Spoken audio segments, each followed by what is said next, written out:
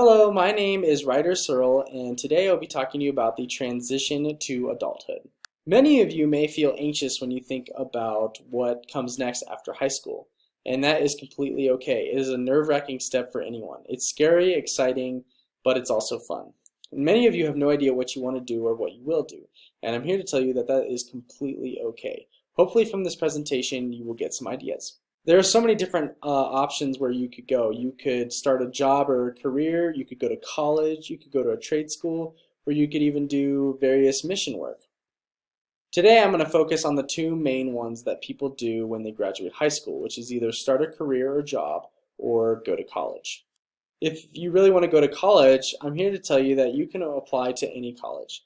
There are so many places to apply to, and it's just a matter of choosing the ones that interest you. Now I'm going to give you a list of a couple that are really great. Golden West College in Huntington Beach. They have amazing programs to help students with autism. One of those programs is called Puzzle Piece, and it is an autism spectrum group that aims to provide support to students and faculty and help you reach your goals. They are going to help you in your academic support and various things like that. The University of Idaho has a great support system for students with autism, and just realizing that you don't have to face this crazy transition alone. Colorado State University is an amazing college, and they have a program, OPS, Opportunity for Post-Secondary Success, that really helps you guys manage stress and anxiety, meet deadlines, learn to communicate with professors, and self-advocate, which I'm going to talk about later, and test taking.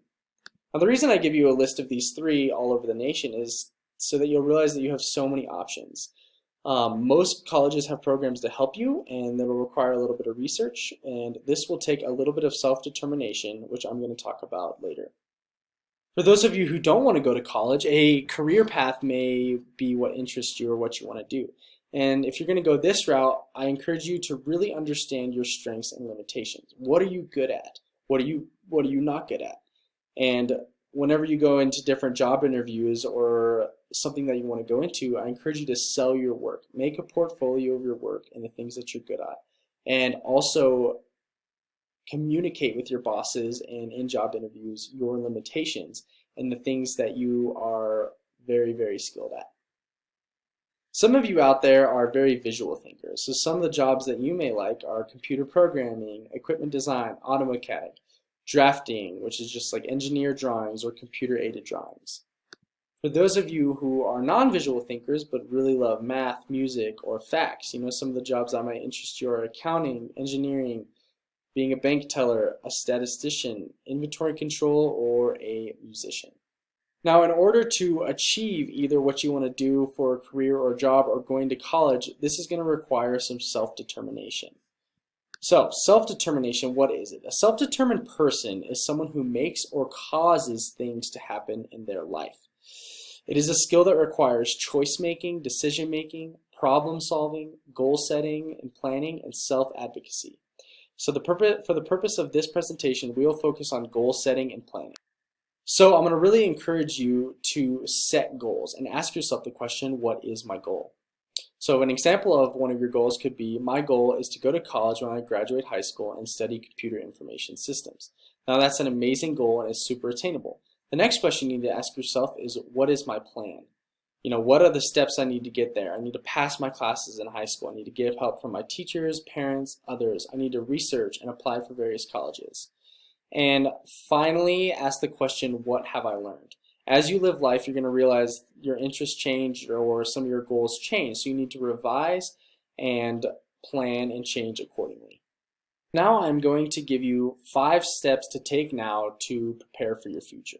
So the first step is identify transition goals. Kind of as I just said, make goals. Be involved in your transition planning. Some or all of you may have an IEP. You need to express your needs in the areas of post-secondary education, employment, and independent living.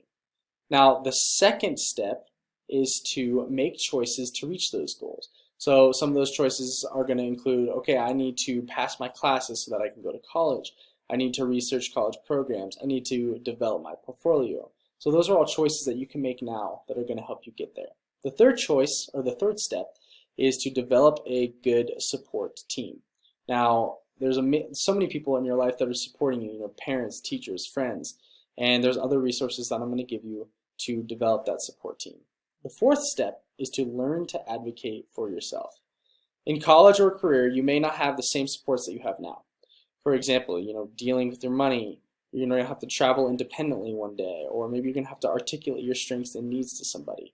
So these are just ways that you're going to have to learn to advocate for yourself. Now, self-advocacy means to effectively communicate, convey, negotiate, or assert your own interests, desires, needs, and rights. So it's being able to request what services, modifications, or accommodations that you need.